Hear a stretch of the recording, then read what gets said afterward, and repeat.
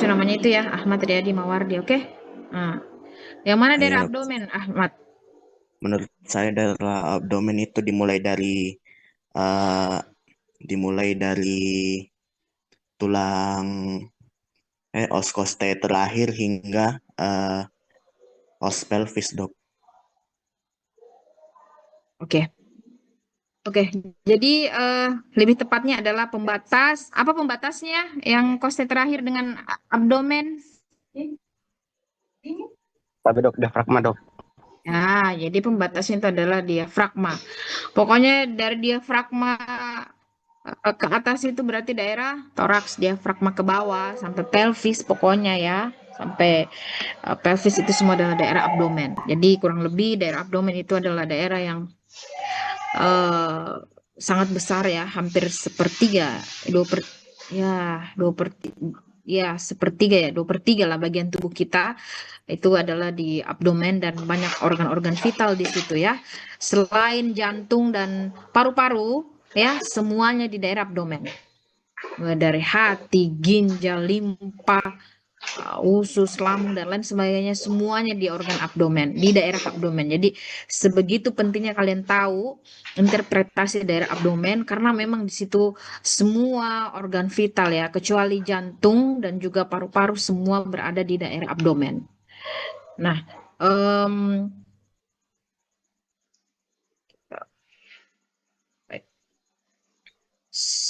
slide saya sudah kelihatan? Tapi belum dok. Belum kelihatan. Tapi sudah kelihatan nih dok. Oke. Kalau bisa on cam ya. Oke, baik.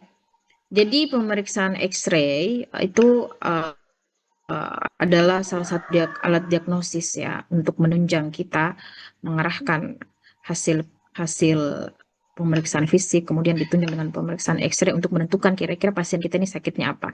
Tapi tidak semua kasus harus kita X-ray. Betul ya. Jadi tidak semua kasus itu membutuhkan pemeriksaan X-ray. Tapi ada beberapa uh, problem-problem yang harus kita tegakkan dengan pemeriksaan X-ray, khususnya daerah abdomen.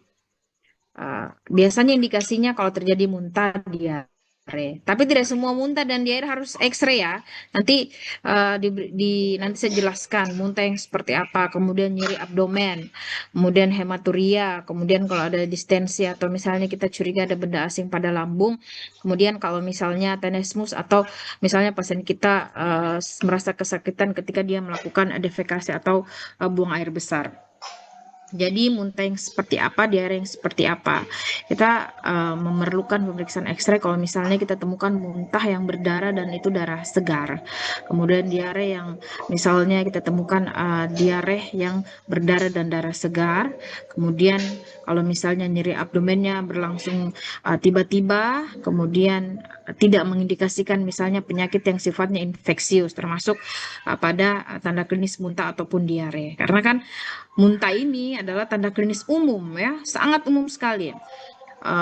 Apalagi namanya panleukopenia, muntah, kemudian apalagi berbagai penyakit-penyakit yang lain, misalnya dia anoreksia, kemudian asam lambungnya naik, muntah, kemudian uremia juga muntah, diare juga sama, ya infeksi bakterial, diare, virus, diare. Tapi kita harus bisa membuat list-list ya, kapan kita uh, harus melakukan pemeriksaan X-ray ketika dia ada tanda klinis muntah. Karena pemeriksaan X-ray itu lumayan ya, untuk satu view itu dia harganya 250.000.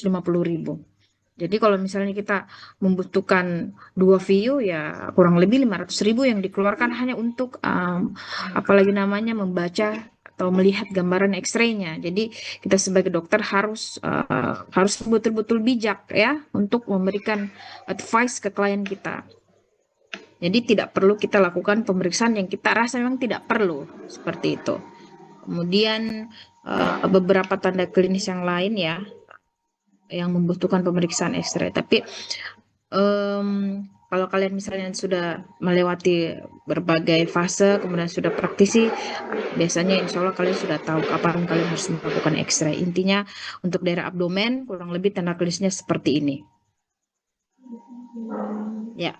Jadi faktor teknis yang harus diperhatikan ketika kita melakukan X-ray daerah abdomen, biasanya abdomen memiliki kontras yang rendah ya. Jadi kalau kita mengambil view abdomen, biasanya kita harus turunkan KVP dari alat X-ray kita.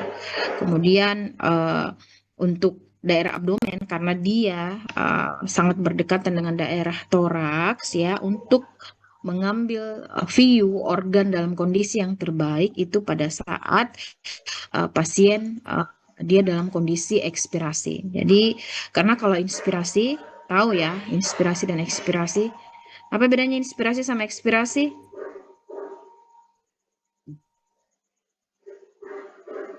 Ada yang tahu?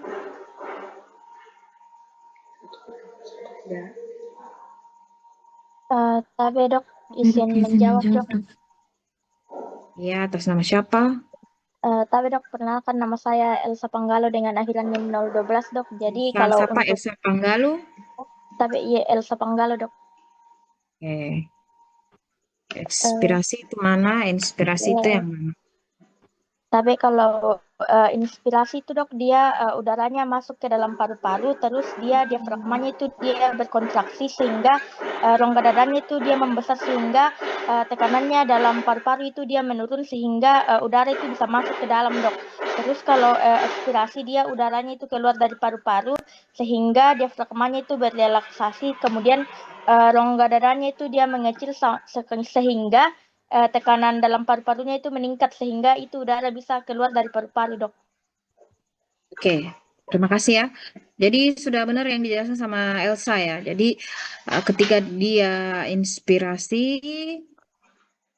daerah toraks dia membesar, otomatis daerah abdomen dia akan tertekan ke bawah ya, sehingga organ-organ dalam posisi tidak begitu baik untuk kita ambil. Jadi biasanya dia akan bertumpuk atau bergeser sedikit. Tapi kalau misalnya dia pada saat ekspirasi itu dalam kondisi toraks dia mengempis ya, ketika udara kita keluarkan sehingga apalagi namanya pembatasnya diafragma dalam kondisi relaksasi sehingga abdomen dalam posisi yang stabil, dalam organ-organ dalam abdomen tidak tertindis oleh rongga toraks, sehingga paling bagus kita mengambil dalam posisi ekspirasi. Ini simpel tapi sangat penting untuk kita perhatikan ketika mengambil gambar di daerah abdomen.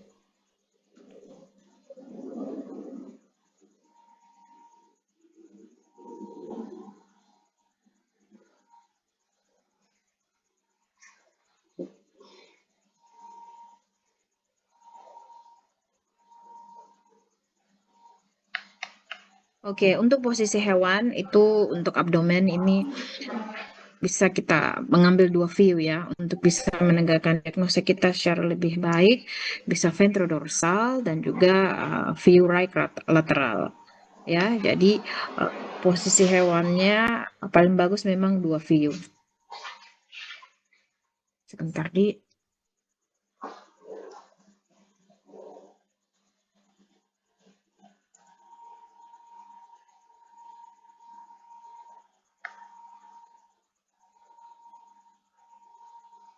Jadi ventrodorsal ketika dia posisi dorsal rekumbensi dan juga lateral posisi samping. Jadi kita bisa melihat. Nanti kita lihat bagaimana posisi organ ketika dia posisi VD dan juga posisi lateral. Jadi yang paling penting harus kita ambil adalah diafragmanya masuk ya. Karena kalau diafragma tidak masuk berarti ada organ di daerah abdomen bagian atas entah itu lambung atau hati pasti dia tidak terikut ya. Jadi menjadi standar kita diafragma harus terambil. Malah beberapa case itu biasanya organ paru-paru juga atau daerah toraks juga kita ambil untuk memvalidasi bahwa betul kita ambil sampai batas rongga abdomen.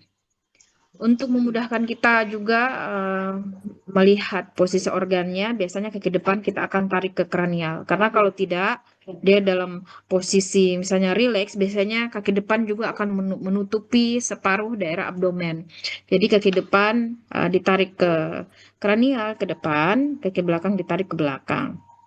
Untuk view bisa ditambahkan bila misalnya dokter merasa masih membutuhkan validasi atau masih membutuhkan beberapa view untuk melakukan diagnosa. Oke, kurang lebih seperti ini ya. Jadi kaki depan kita tarik ke depan, kaki belakang kita usahakan kita tarik belakang, kemudian kita apalagi namanya pasangkan bantalan untuk menjaga posisinya dalam posisi yang stabil seperti ini. Jadi itulah apalagi namanya challenge-nya ya menjadi praktisi seperti kita karena